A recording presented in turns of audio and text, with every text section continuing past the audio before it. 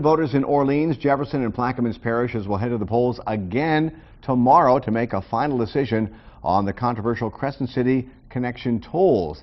But it's not the only issue that's at stake for voters. There are several important property tax renewals on the ballot in Jefferson Parish, and Sheba joins us live from Elmwood now with a breakdown on what voters can expect at the polls. Good morning, Sheba.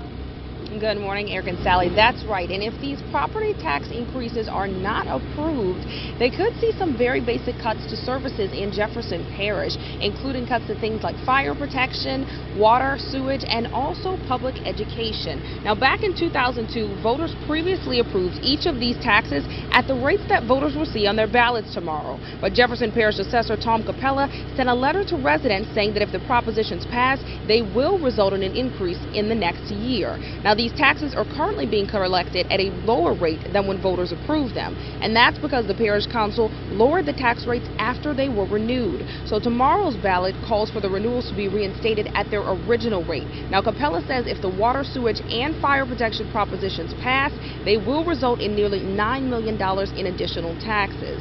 And the next parish-wide reassessment, which would traditionally lower the rates, is not until 2016. So in some ways, this is both an increase and a renewal.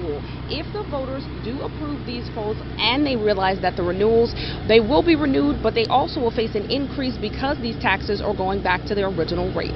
Reporting live from Elmwood, Sheba Turk, Eyewitness News.